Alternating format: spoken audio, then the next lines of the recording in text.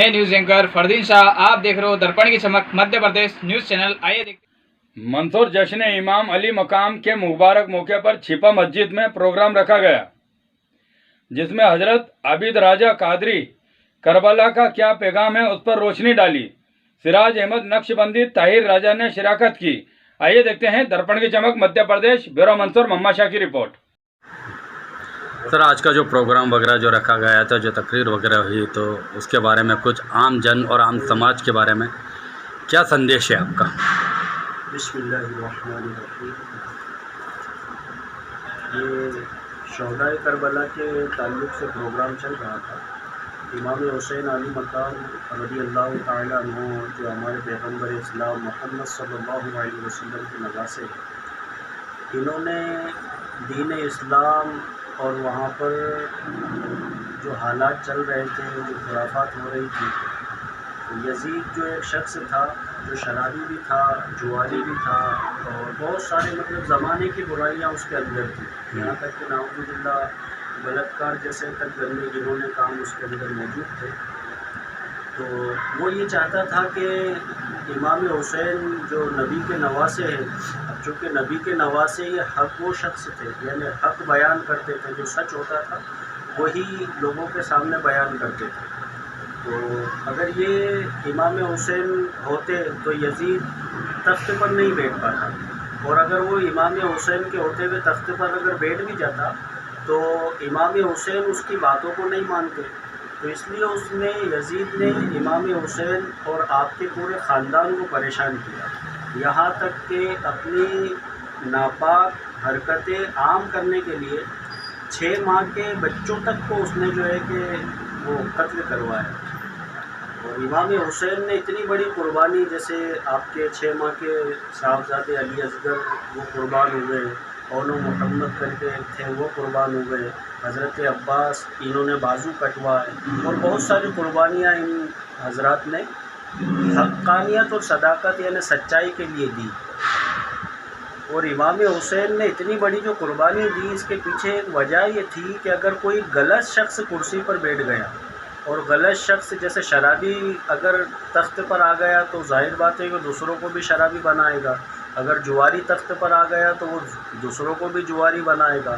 اور یہاں تک کہ اتنا گندا شخص تھا یزید کہ اس نے یہ قانون نکالنے کی کوشش بھی کی کہ بھائی بہن سے شادی کرے، ایسے گندے قانون تک اس نے بنائے۔ امام حسین نے اس کی گندگیاں اور اس کے بنائے ہوئے گندے قانون کو ختم کرنے کے لیے اتنا بڑا بلیدان دیا کہ اپنے چھوٹے چھوٹے بچے تک وہ راہ حق میں قربان ہو گئے۔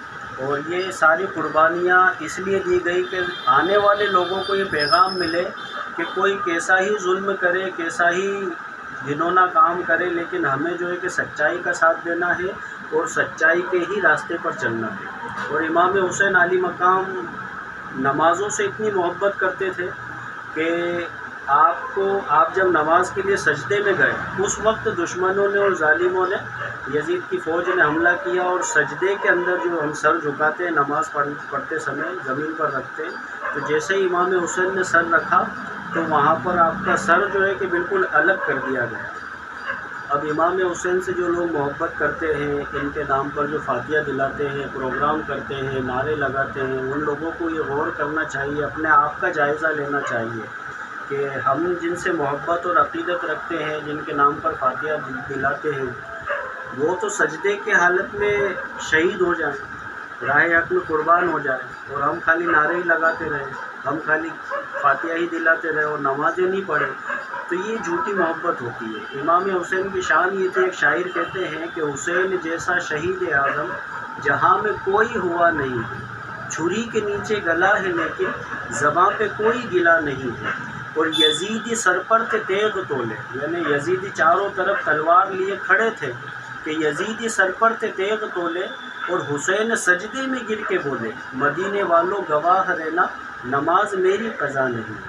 تو امام حسین آخری وقت میں بھی نماز پڑھے، اور تیروں کے سائے میں دشمنوں کے بیچ میں نماز پڑھے، اور جبکہ وہاں پر پانی نہیں ہے، مٹی سے تیمم کر کے، یعنی مٹی ہاتھ اور منہ پہ اور یہ لگا کے، یہ تیمم کہلاتا ہے۔ اگر کہیں پانی نہ ہو تو مٹی سے وضو ہوتا ہے، تو پانی نہیں ہے، فرش نہیں ہے، بچھات نہیں ہے، اس کے باوجود بھی وہاں مٹی سے تیمم کیا جا رہا ہے، نمازوں کا اہتمام کیا جا رہا ہے، اور ہم امام حسین کے نام پر مر مٹنے کی باتیں کریں اور نمازوں سے دور رہے. یہ سچی محبت نہیں ہے. حقیقت میں حسینی وہی ہے جو امام حسین کے نقش قدم پر چلے، آپ کے نانا جان محمد عربی صلی اللہ علیہ وسلم کی سنتوں پر عمل کرے اور ان کے طریقے پر عمل کرے، وہی سچا عاشق رسول اور سچا عاشق حسین ہے. ہمیں اپنا جائزہ لینا چاہیے کہ ہم کیا کر رہے ہیں. اور امام حسین نے جو یہ قربانی دی، یزید کا جو مقابلہ کیا اور جو آپ اس کے ناپاک ارادوں میں اس کو کامیاب نہیں ہونے دیا، تو اس کی ایک وجہ یہ بھی تھی. آخر اتنی بڑی قربانی دی کہ امام حسین کے دور میں اگر یزید پلید تخت پر بیٹھ جاتا تو وہ پورے وہاں کے شہر کو اور پورے ملک کو تباہ کر دیتا. سارے حالات بگڑ جاتے، گلی گلی میں بچہ شراب پینے لگ جاتا، بچہ جوا کھیلتا. امام حسین نے یہی پیغام دیا کہ نہ شراب پینی ہے، نہ جوا کھیلنا ہے، نہ جھوٹ بولنا ہے، نہ قتل و غارت گری کرنی ہے. امام حسین کا پیغام تھا امن کا، شانتی کا اور بھائی چارے کا.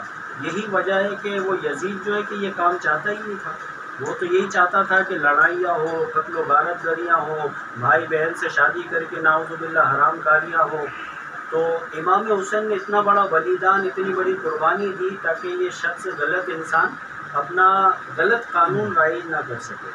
تو یہی وجہ تھی، اتنی بڑی قربانی ہوئی.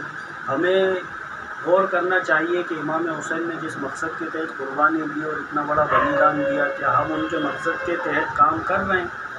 امام حسین نے سجدے میں سر کٹا دیا، نمازیں قضا نہیں ہوئی. آج ہم قالینوں پہ ہیں، اے سیوں میں ہیں، پنکھوں میں، کولر میں بیٹھے ہوئے ہیں، مگر نمازیں ہماری قضا ہو جاتی ہیں. کسی شاعر نے کہا نا کہ شمشیر بکف قاتل ہو کھڑا اور کوئی رہے سجدے میں پڑا. کہتی ہے زمین کرب و بلا اس شان کا سجدہ کھیل نہیں، کیونکہ اس کی ہمت پر علی شیر خدا کو ناز ہے اور اس نواسے پر محمد مصطفیٰ کو ناز ہے. ارے سجدے تو سب نے کیے پر ان کا الگ انداز ہے، انہوں نے وہ سجدہ کیا جس پر خدا کو ناز ہے. تو ہمیں بھی چاہیے کہ ہم شہدائے کربلا اور امام حسین کے نقش قدم پر چلیں، سچائی کو اپنائیں، نمازوں کے پابند بنیں اور جھوٹ نہ بولیں، نہ جھوٹوں کا ساتھ دیں. اسی میں ہمارے لیے شانتی ہے، اسی میں ہمارے لیے امن ہے اور اسی میں ہمارے لیے ترقی ہے. اللہ کریم ہمیں عمل کی توفیق عطا فرمائے. کیا نام ہے؟ میرا نام محمد عابد رضا ہے.